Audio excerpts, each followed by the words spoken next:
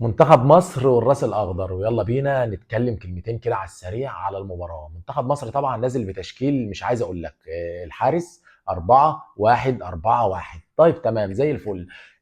طبعا لو هنيجي نقول كل لاعب يلعب في مركزه، دي حاجه اساسيه وحاجه يا جماعه لازم نعمل بيها. كل لاعب يلعب في مركزه، يعني لما نيجي نقول صلاح، مرموش، تريزيجيه، زيزو، لازم اتنين يلعبوا واتنين يقعدوا. يعني يا عم ثلاثه هيلعبوا وواحد هيقعد، انما الاربعه ليه؟ ليه؟ هو انت يعني معلش انت خايف من حد فيهم مثلا؟ ما تلاعب اتنين واتنين يقعدوا، ودي اللي بتوع نص الملعب النني يلعب، الناس اللي هي في مراكزها تلعب، واعمل شكل كده بقى كانك بتلاعب فريق كبير.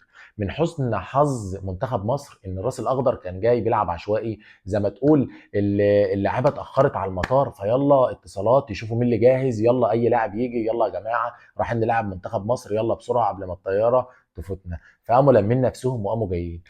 فده ساعدنا اللي احنا ننزل بتشكيله اساسا. يعني مش عايز اقول لك لو بنلاعب فرقه كبيره بالتشكيله دي، مش عايز اقول لك بقى ولا هنهاجم ولا هندافع ولا هتلاقي هنتكشف، هتلاقي في حاجات كتير غلط في الماتش. طيب انت مصطفى محمد ما فيش الا هو مهاجم، يعني مصطفى محمد ما فيش الا هو مهاجم. طبعا احنا بنتكلم في السلبيات وهنتكلم في الايجابيات عشان برضو ندي للراجل حقه وندي للمنتخب حقه. طيب لو احنا عندنا دلوقتي فرقه محترمه، يبقى في اتنين مهاجمين جامدين. طيب مصطفى محمد اتصاب، ينزل مكانه مين؟ ما انت جايب الراجل اسامه فيصل، جايبه تعمل بيه ايه؟ ما تلعبه ينزل. ايه المشكله يعني؟ ما تقعد نجم من النجوم، ما هماش يعني على راسهم ريشه، واحد فيهم يقعد والراجل يدخل ياخد فرصته. وبعدين اصلا انت تجيب فيرود من الدوري المصري كمان، يعني اللاعب لعيب كويس، لاعب مجتهد، نجم المنتخب الاولمبي، ما قلناش حاجه، انما في مهاجمين اعلى منه، تجيبه وتهيئه يبقى موجود. ادي حاجه. الحاجه الثانيه، انت عندك ابراهيم عادل النهارده لازم ياخد فرصه اكتر من كده. معلش لو جينا نقول ابراهيم عادل ولا زيزو، زيزو نجم كبير، بس الاثنين لما بيبقوا جنب بعض ابراهيم عادل بيفرق عن زيزو.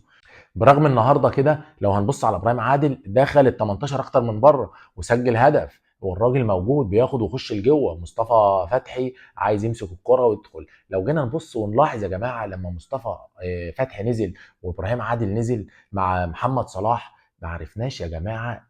محمد صلاح ما شفناهوش ان هو الناس مميزاه، الناس متكله عليه، لا. لان مصطفى فتحي عنده شخصيه، ابراهيم عادل عنده شخصيه، بيحب يمسك كرة ويروح ايا كان بقى بيلعب معاه. انما لو زيزو وتريزيجيه، لا. زيزو وتريزيجيه لازم يا جماعه برضو يبقوا عاملين نفسهم شخصيه اكبر من كده. مش كل كوره هدي لمحمد صلاح هرفع. وبعدين زيزو ما بيلعبش باك رايت، زيزو المفروض يمسك الكوره ويدخل لجوه، تريزيجيه يمسك الكوره ويدخل لجوه ويجيب اجوان. فالراجل النهارده مصطفى فتحي بيعمل اوفر. حمدي، الراجل محمد حمدي النهارده الله يصلح حاله، الراجل دخل عشان يعمل، لو ما كانش خاف وبيعمل سمكه كان راح جابها جول. فالنهارده لو هنتكلم يا جماعه على منتخب مصر، لازم واحد زائد واحد بيساوي اتنين، لازم نعمل فرقه محترمه.